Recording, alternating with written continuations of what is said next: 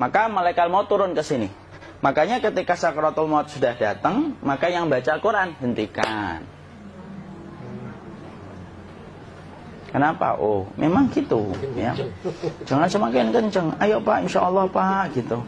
Al-Baqarah Pak, Al-Baqarah Pak. Al-Kahfi, Al-Kahfi. Enggak lah. Yang baca Quran berhenti dulu. Kemudian digantikan dengan kita mentalkin. Antum agak ke sana dikit. Masya Allah ya. Orang yang meninggalnya kooperatif ini.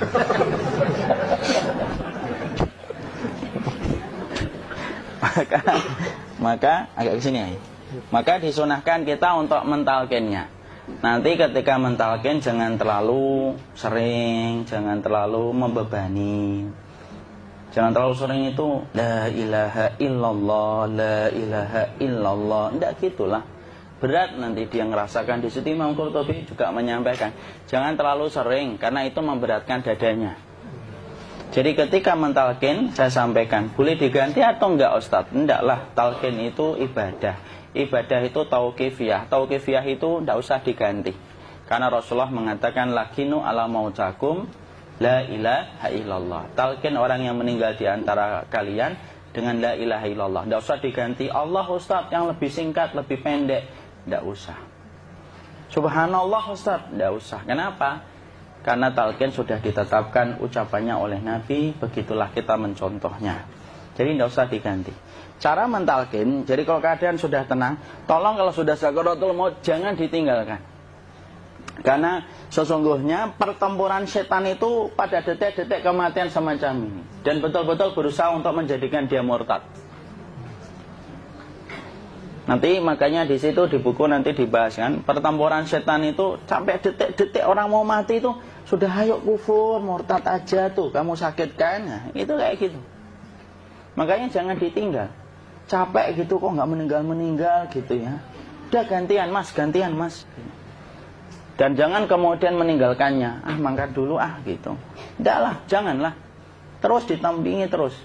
Kalau bisa ya sudahlah, berikan waktunya kita untuk sementara waktu itu betul-betul berkhidmah kepada orang yang kita cintai terakhir kalinya. Cara kita kemudian mentalkin adalah, yaitu adalah di sebelah kanannya la ilaha illallah. Biarkan dia mencerna dulu, tidak usah buru-buru kemudian kita langsung nimpali lagi. Dia mencerna dulu sembari kita doakan, peluk, ya Allah dimudahkan gitu. Kalau ada orang yang bisa ngucapin la ilaha illallah, itu siapa yang memberikan itu? Ustadznya memberikan kekuatan Allah Pak. Karena ngomong aduh aja sudah tidak mampu. Makanya Allah berfirman dalam surat Ibrahim, yusabbitullahu alladhina amanu bil qawli tsabit fil hayatid dunya wa fil akhirah. Allah teguhkan perkataan orang yang beriman dalam kehidupan dunia dan akhirat. Dunia itu ya ketika menjelang kematiannya. Makanya dia bisa ngomong la ilaha illallah. Sebenarnya ngomong aduh aja udah gak mampu. Kalau bisa ngomong, dia pasti ngomong aduhnya dulu. Tapi Allah yang menggerakkan. Ngomong la ilaha illallah.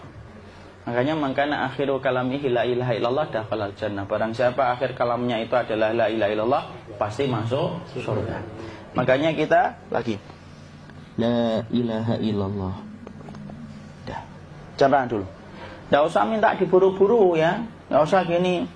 Ayo la ilaha illallah. Ayo.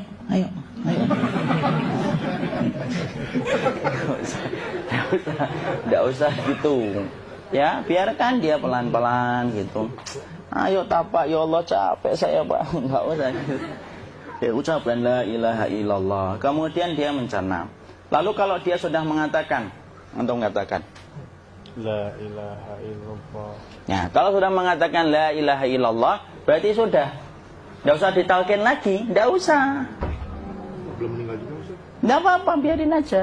Dia di situ aja. Kecuali dia ngomong lagi dan gak usah diajak ngomong alhamdulillah ya Pak, ya Allah gitu. Terus dia jawab alhamdulillah. Itu berarti ucapan terakhirnya alhamdulillah. Atau ketika habis ditalkan la ilaha illallah dia ngelihat air. Nah, itu berarti ucapan terakhirnya air.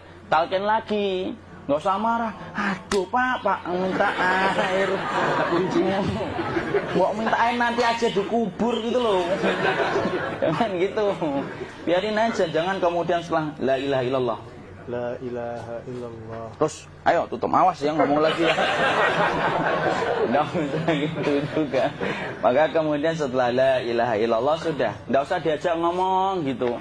Terus kemudian nggak usah ada anaknya perempuan, ya Allah Pak, sudah bisa ngomong la ilaha illallah, usah gitu. Cukup dalam hati alhamdulillah gitu. Diam, kita dengerin gitu. Disitulah nanti biasanya detik dia terakhir. Dia nanti ngeliat di sini Pak, prosesnya itu nanti kaki langsung sebagian jempol dingin dia. Kaki, telapak kakinya langsung kalau kita geningkan dingin kayak kaki yang kena AC langsung. Kemudian dia langsung ningkup gini, dikit dia, mulai kaku dia. Atau kalau enggak, gini dia. Langsung kayak jatuh, kayak kepala nanti yang paling terakhir. Kepala itu pasti ada gerakannya Pak, ini meninggal itu. Pasti gitu. Pasti gitu. Karena apa? Sudah tidak ada beban ruh yang menahannya. Ya, cabut ya, set pelan, maka kemudian malaikat itu. Tapi tetap sakit lah, walaupun dikatakan ringan, tetap sakit. Maka kemudian sakit gitu, ngelewatin sini, jantung kemudian sudah tidak berfungsi, kemudian ginjal Pak, ngelewatin ginjal tidak berfungsi. Bapak bayangkan kan, kalau yang pernah sakit batu ginjal Pak, sepakat nggak kalau kita batu ginjal itu sakitnya luar biasa Pak? Itu baru titik batu kecil di ginjal. Kita bisa bayangkan tiba-tiba ginjal tidak berfungsi, sakitnya kayak apa Pak? Tiba-tiba ginjal nggak berfungsi, pankreas naik, kemudian tek jantung. Jantung ini dia masih hidup dia, di sininya masih hidup walaupun jantungnya sudah berhenti. Naik. Kemudian mata, dia ngelewatin mata. Organ tubuh yang paling setia sama ruh itu mata. Maka kemudian mata dia ngelihat dia, ngelihat keluarnya, naik dia. Ya dilihat ini sama dia. Makanya Rasulullah mengatakan innar ruha idza qubida tabi'ahul basar. Ruh itu kalau dicabut, mata itu ngikutin kemana perjalanan ruh itu. Makanya ada yang meninggalnya gini. Ya itu bukan tanda su'ul khatimah, itu tanda fitrahnya mata ngikutin ruh. Atau kemudian bukanya sedikit. Ada yang kayak senyum Pak, ada yang kesini yang keringetan, nah itu tanda husnul khatimah. Ada yang senyum. Jadi sakitnya setelah selesai itu plong gitu. Makanya kemudian ada yang tersenyum. Maka itu tanda. Kalau kita ngelihat orang yang membuka mata kayak gini, tidak usah takut. Cepat-cepat kemudian kita nanti tutup. Biasanya kalau terlalu lama, itulah yang menjadikan ini tidak bisa ditutup. Makanya harus pakai kapas akhirnya. Karena apa? Karena pas meninggal nggak langsung ditutup. Biasanya karena perawat takut, dokternya juga nggak tahu itu, dibiarin itu. Makanya ada beberapa mata yang ditutup pakai tensoplas kan? Sebenarnya kalau langsung bisa nutup dia, fitrahnya nutup mata itu. Jadi kemudian kita baca Allahumma firlahu warhamhu wa'afihi wa'fu'anhu atau bismillah wassalatu wassalamu ala rasulillah, tutup. Bismillah. Tidak usah takut. Kecuali buka lagi ya, ini baru kita kabur bareng. Kalau buka lagi Pak, Insya Allah Pak, ya Allah ya kita kabur bareng-bareng Pak. Diusap Pak, diusap ini. Ini enggak disenggol gini enggak. Begini kan, sudah meninggal dunia. Tangan boleh begini, boleh diluruskan, tidak ada ketentuannya. Boleh gini, boleh kemudian lurus. Tidak usah disalahin kalau ada yang lurus. Lu itu tangannya gimana sih? Posisikan kayak sholat. Tidak ada perintah kayak gitu. Jadi kemudian dikondisikan saja. Terus maka kemudian dipijit-pijit, akiknya dikeluarin, kemudian jamnya dilepas, gigi palsunya dilepas kalau ada, ya. Kemudian apa setelah itu?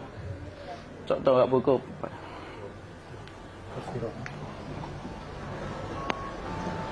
Kemudian kalau bisa awal-awal, kemudian taruh buku atau sesuatu yang agak berat di perutnya ketika baru meninggal dunia. Kenapa kemudian ditaruh kayak gini? Bukan apa-apa, supaya membantu sisa-sisa pencernaan dia untuk keluar. Nanti Pak, biasanya kalau kita taruh agak yang berat gini, atau kemudian kita gini-gini kan, ini udah makan belum Maki?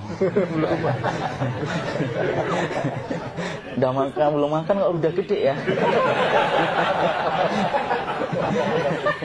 Maka pencet-pencet kayak gini, biasanya nanti ketika dimandikan, nah pas dimandikan diginikan saja. Aduh. Nah ini dia sudah keluar di belakang, dia gini. Terus nanti keluar dia. Nah ini keluar langsung di belakangnya. Dan memperlakukan orang kalau sudah meninggal dunia itu yang lembut gitu. Kenapa? Inna kasra admil mayyiti kakasri admil hayyi. Mematahkan tulangnya ketika orang sudah meninggal dunia itu lebih dia rasakan sakit ketika mati daripada ketika masih hidup. Tuh Islam itu sampai sama orang mukmin itu kalau sudah meninggal aja sampai selembut itu. Kok hidup kasar itu kebangetan dia jadi orang itu. Mau sampai orang mati itu kemudian disuruh yang lembut. Kalau ada aib disuruh nutup, tidak boleh diceritain. Misalkan di belakangnya beliau ini ada tompel, gagah-gagah tompelnya gede gitu. Tidak boleh cerita, Masya Allah loh. Sampai segitunya sunnah itu ngajarin kita untuk nutup aib. Kalau ada orang belajar sunnah sukanya buka aib, nyari-nyari kesalahan orang. Sunnah yang mana dia pelajari itu saya bingung. Makanya kemudian gini, setelah selesai maka kemudian tutup dengan kain. Maaf ya, ya. Ya. Nanti kalau nggak kuat napas ngomong ya. Maka ditutup kayak gini, ditempatkan kemudian jangan di tanah tapi di atas dipan. Karena apa? Syekh Abu Malik Kamal Said Salim dalam Sahih Fiqih Sunnah menyampaikan supaya tidak cepat busuk. Dia taruh di atas. Kemudian ditutup pakai kain apa saja, ya, sembari nanti kita mempersiapkan tempat mandinya, tempat kafannya dan yang lain sebagainya. Maka kemudian kalau ada yang datang boleh dibuka. Kemudian kita mencium ininya apa? Kemudian keningnya. Kemudian kita berdoa, nutup lagi kayak Rasulullah ditutup. Kemudian yang datang terakhir itu salah satunya Abu Bakar. Dibuka kemudian beliau, ya Allah ya Rasulullah, engkau adalah orang yang percaya hidup dan matimu, dan tidak mungkin Allah itu mematikan engkau 2 kali ya Rasulullah. Maka kemudian ditutup kembali. Saat itu para sahabat dalam keadaan mendung semuanya. Maka disitulah kita lakukan kayak gini. Ditutup gini Ustaz ya. Kasihan tidak bisa napas, insya Allah tidak butuh napas lagi. Jadi kemudian kita semacam ini kita persiapkan apa yang bisa kita lakukan. Nah itulah proses kematian dari sakit, sakaratul maut sampai kematian.